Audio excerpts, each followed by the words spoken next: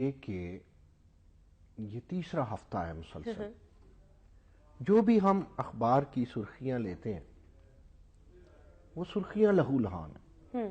ان کا رنگ لہو نے اور سرخ کر دیا اور خون کن کا ہے؟ شہداء کا.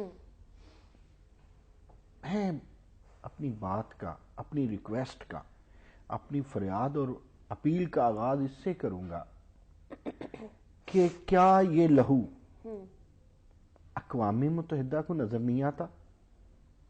کیا یہ بدماشی یو این او کو واقعی نظر نہیں آتی؟ کیا امریکہ کی آنکھیں بند ہیں؟ کیا عالمی برادری کو یہ احساس نہیں ہے کہ یہ اگر بھارت ہے، ساتھ پاکستان ہے، یہ چائنا ہے اور یہ رشیا ہے اور یہ چاروں جوہری توانائی سے حامل اقوام ہیں. اب اگر اس خطے میں امن نہیں ہوگا، آگے ایک پانچواں اور ملک ہے جہاں ہر وقت آتش و آہن کی بارش ہے اور وہ افغانستان ہے، جہاں پر ابھی تک تو کوئی تدبر کام نہیں کیا امریکہ کا، جہاں پر رشیا بھی زور آزمائی کر چکا ہے، بالکل صحیح، اور جہاں پر امریکہ بھی زور آزمائی کر چکا ہے. اب ان چاروں اقوام کو دیکھیں، بھارت بھی دیکھے، بین الاقوامی جو تنظیمیں ہیں، جو امن پسند لوگ ہیں، جو دعوے دار ہیں، وہ بھی دیکھیں، ہم بھی دیکھتے ہیں. ہیومن رائٹس کو واچ کرنے والے، ہیومن رائٹس کی بات کرنے والے، ہیومن رائٹس کی علمبرداری والے، وہ بھی ان باتوں کو دیکھیں. اب سب دیکھ کر کے چلے ہم دیکھتے ہیں، ہم فیصلہ نہیں کرتے، لیکن سارے وہ لوگ جو کوئی پاٹے خاں ہے عالمی برادری کا، کوئی پھنے خاں ہے عالمی برادری کا، کوئی منصف بنا پھرتا ہے، وہ سارے دیکھیں آخر ہو کیا رہا ہے. بالکل ٹھیک ہے. پاکستان پوری دنیا کے امن کی جنگ لڑ رہا ہے. یہ آپ کو عرفانہ پتہ ہے، ہم نے پچھلی دفعہ بھی اس پہ بہت بحث کی تھی کہ ہم پاکستانی، ہماری پاک فوج، ہماری حکومت، ہماری ایجنسیاں، اکلوتا پاکستان پوری دنیا کے امن کے لیے سرگرم عمل ہے. اچھا، دنیا جسے ہم عالمی برادری کہتے ہیں، اچھا چلیے ہم OIC کو بھی کہتے ہیں، وہ کہاں ہیں؟ یہ تو ہم شکریہ ادا کرتے ہیں اردوان کا، ٹرکش پریزیڈنٹ کا، کہ اس نے ہماری شہرک کے مسئلے کو سمجھا، اس نے کشمیر کے مسئلے کو سمجھا، اور اس نے پورے زور سے، پورے تمتراکی اور پورے تنتنے کے ساتھ ہمارے ساتھ کا وعدہ کیا اور پارلیمنٹ میں کھڑے ہو کر کے کیا.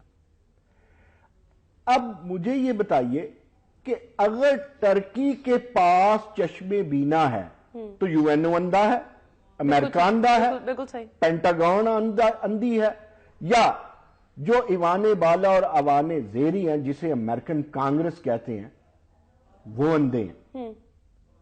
ہم کنونشنل وار میں بھی آگے، ہمیں مجبور کر دیا گیا. اچھا، اس سے پہلے ہم اینٹی ٹیررزم وار میں بزی ہیں، یعنی ہم حالت جنگ میں ہیں.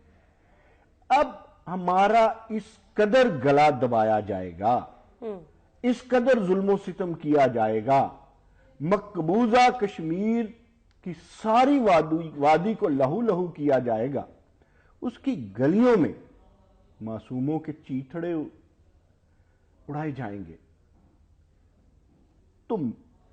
ہم کیسے بیٹھ سکتے ہیں؟ اچھا، پوری دنیا میں امن کیسے ہو سکتا ہے؟